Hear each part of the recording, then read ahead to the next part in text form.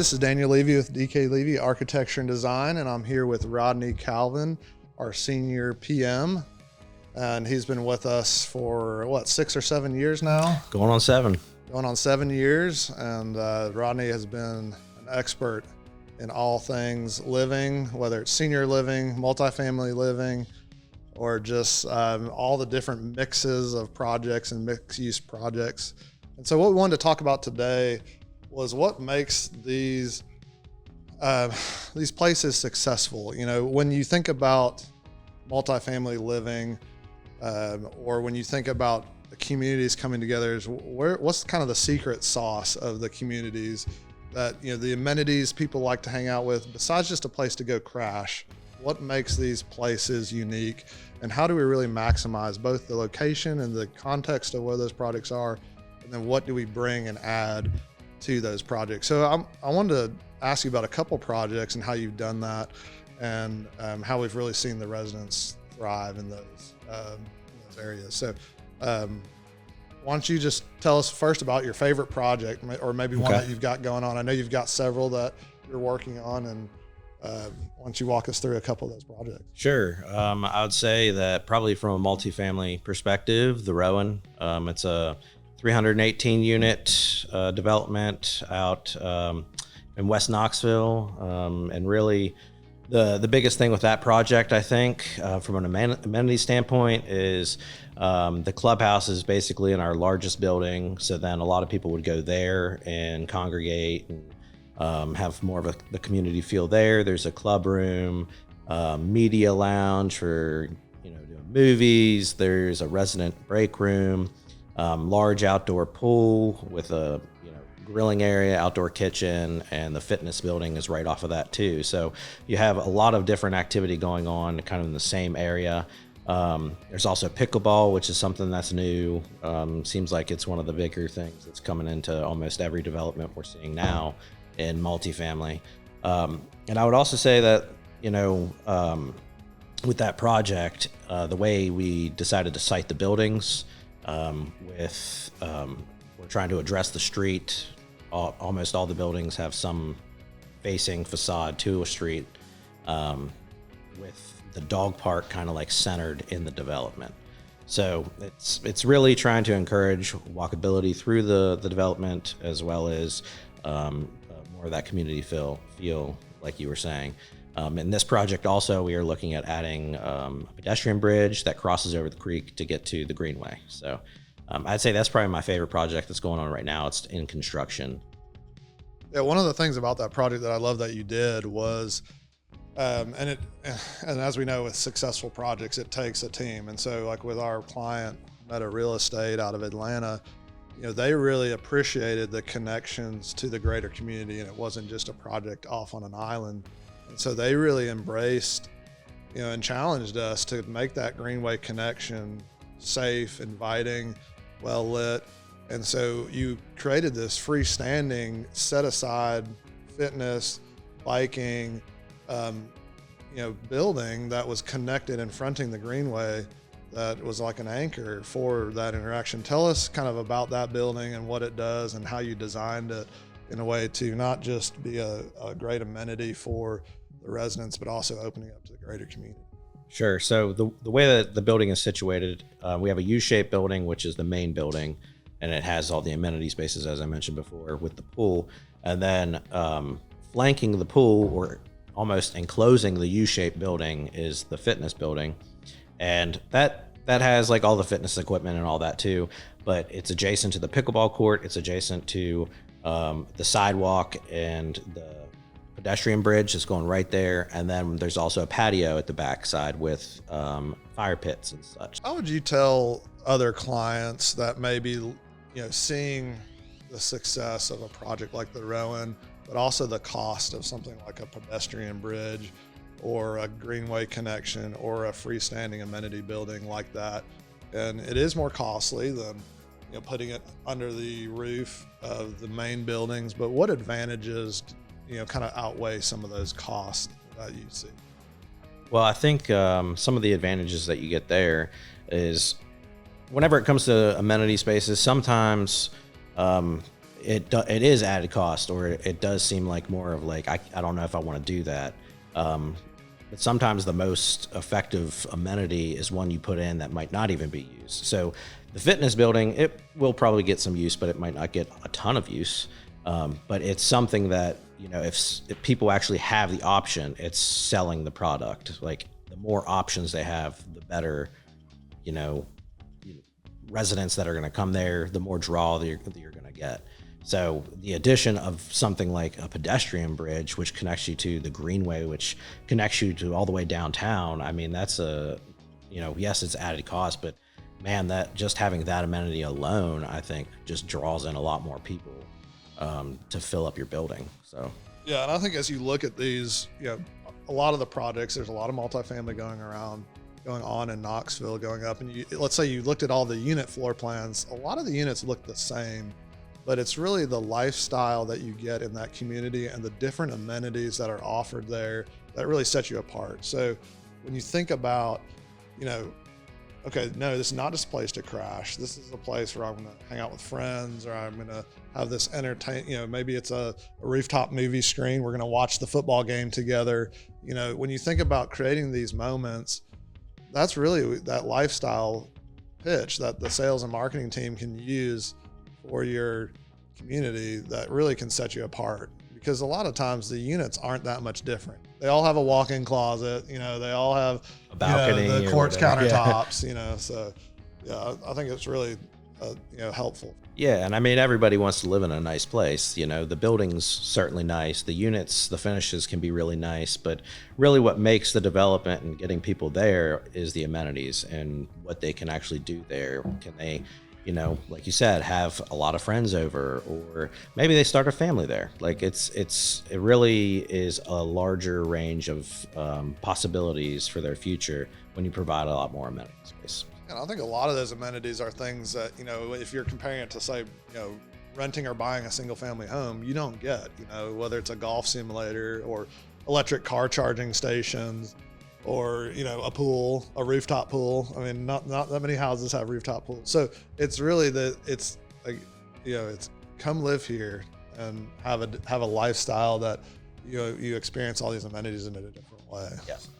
Absolutely. Tell us about some of the projects in other states, or where you're doing more unique things. And I'm thinking of Serenbe, for instance, like where it's a community where you're really embracing a culture and a community context of amenities that are already there, but you're kind of weaving into that fabric. How do you set up a project successfully that where there's already such an emphasis on a certain? Well, specifically with that project, I think it's just how we're siting the building.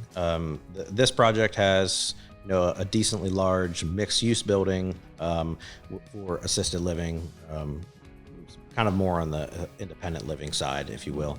But then you have lots of cottages that are also attached or on the same lot, which then allows views through and allows the landscape to kind of make its way through the parcel that then connects to the other parts of Serenbe. So the special thing about Serenbe, not just the only thing, but one of the things is the interconnectedness, the way you can walk through. All the paths are tied together. There's, walking trails, and it's this connection to nature. And it's really, it's really something that I've never really been a part of before. It's a really special area. So, but with these buildings coming into, this large parcel, that is a big thing to really try and get them all together, weave it into what's there and not just make it its own thing. It's not out on an island by itself. It's part of the fabric of Serenbe. So, and a lot of that has to do with, I think we've talked about the biophilic design. It's one of the main principles in this project, and that is, we're handling the different senses and bringing nature in, and you're kind of like trying to meld it all together, so it's not really separate. You have natural light, you have wind, you have fire, you have water, just all these things, trying to bring them into the building somehow, And so you're always connected to nature in some form or fashion. Yeah, and I love that about Serenbe. I mean, it's the core of, our mission at DKLEVY is making God known through the things that we design. And we know that in Romans, it talks about God is made known through the things that he's made, his creation. And so connecting people with nature is just such a huge mission and a driving passion behind what we do. And so I love what you've done at Serenbe, which is taking something as simple as, say, a corridor or a stair tower, and you're always drawing people outside to the things that God has made. So there's normally where you'd have a bunch of doors, double-loaded corridor, maybe a window at the end. Tell us about how much glass is in this building and where you've put it and why.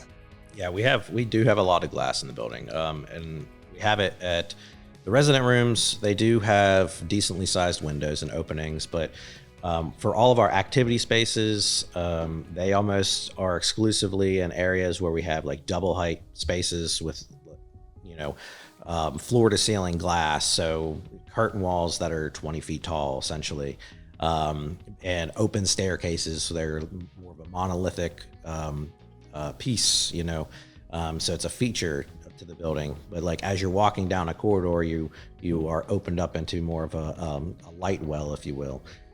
We also have just the way that the building is situated. It's on a corner, somewhat of a narrow lot for this type of development, but it's almost like a V shaped.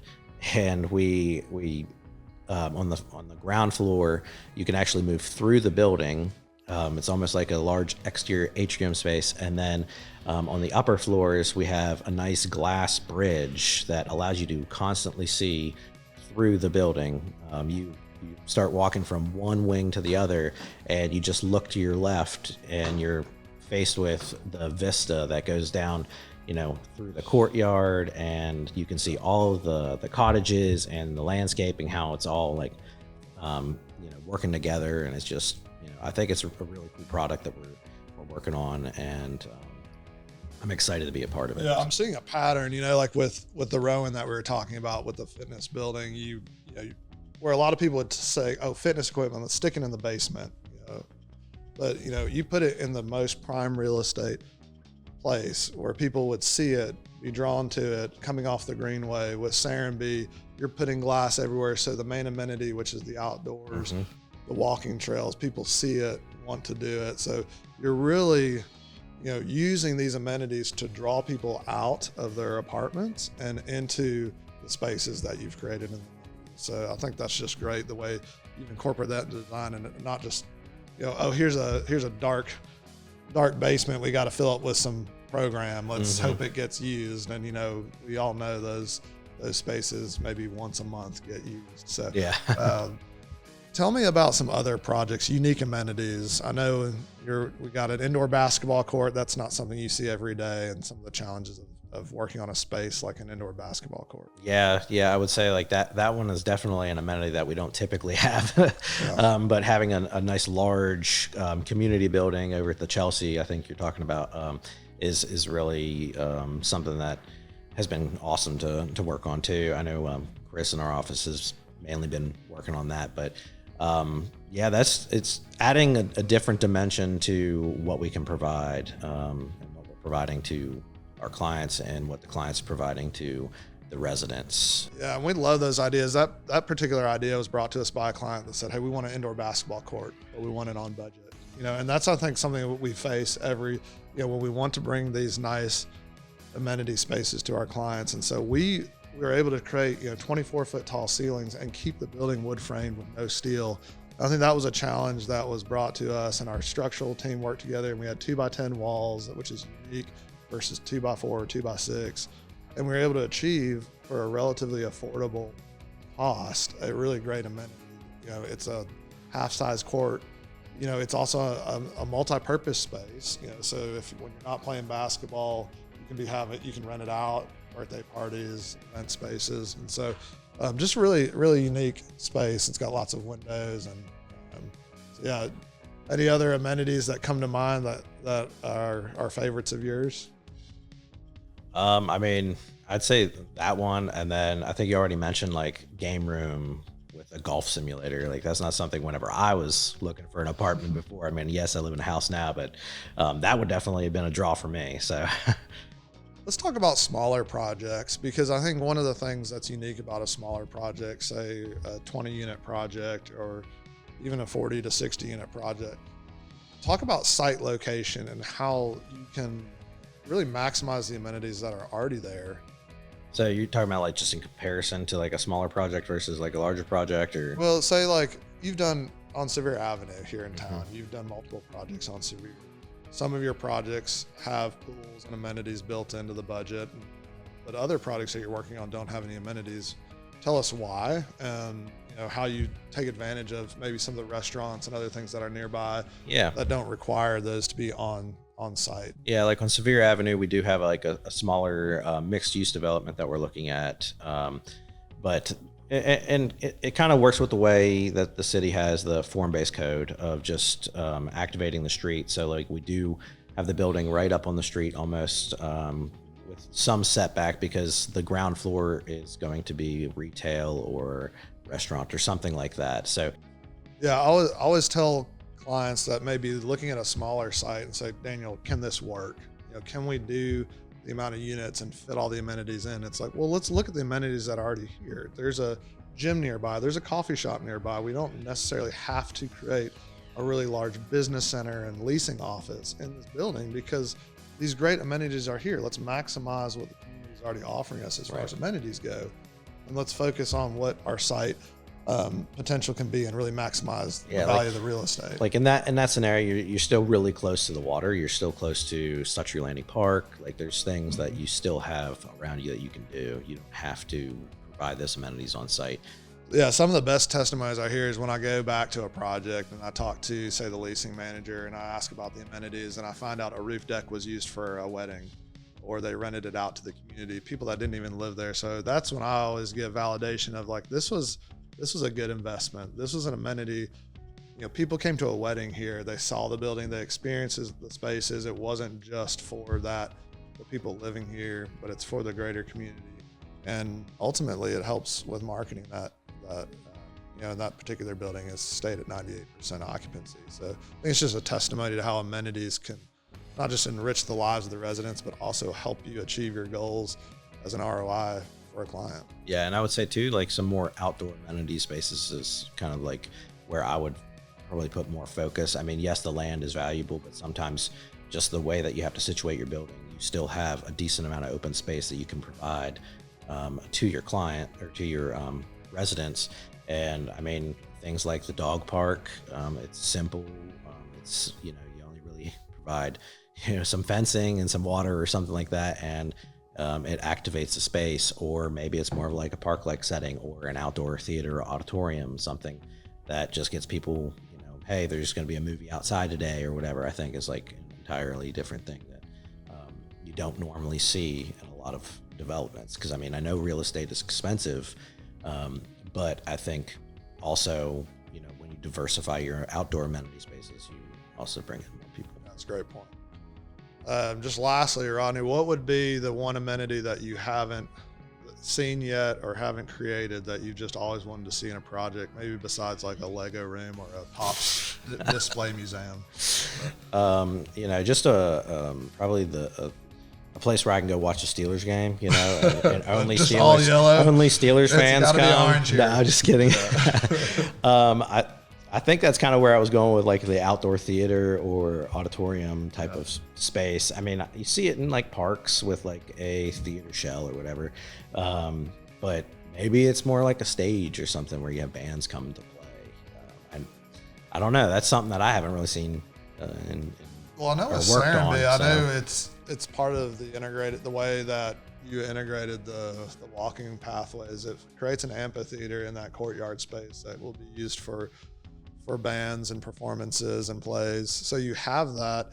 I think it's so creative the way that courtyard's laid out. It's almost like it doesn't come to mind as like this is a performance hall, but the way the building's shaped, it actually funnels the sound in. So I think you've already created that. So I'm not gonna let you get a pass on that one. Okay, so I guess you got to come up with an amenity that you haven't created. Water park. Water park. Well, okay. Serenbe has a water feature that is a. How about lazy river? All right. I know you've done a lot of amenities, so all right, we'll do the lazy river. That sounds good. All right. Yeah. So I think in closing, as we think about amenities and what your architect can bring to the table, we have a list of 250 amenities that we kind of draw from. But I think as you've keyed in on the local context, what the community is offering already, what the site offers from views and nature and walking trails, we really want to be involved early on because it affects the way other buildings are laid out. I know at your project in City West and Farragut, the whole design of that community was based on a large oak tree that was going to be that is a community gathering point. People eat under that tree. It's got a huge tree canopy, but it affected the way the whole design works. If we just plugged in a prototype and said, crammed it in, made it work, we'd have been ripping that tree out. So we would have lost a key amenity. So I think, it's a mix of like, here's what we see the market trends for amenities doing, but also here's what your local context is kind of telling us. And so as an architect, we want to be on board quickly and early so that we can, really start discovering what those amenities are and maximizing it. It's all part of your community story. And I think your amenities, more than the resident rooms, tell that story and bring it together. We'd love to have the conversation with you about amenities, whether it's a new community or existing one that we just need to refresh the amenities that you currently have. Love to have that conversation with you and to start the dialogue. So please reach out to us or to Rodney, any of the team members. We'd love to talk to you about amenities.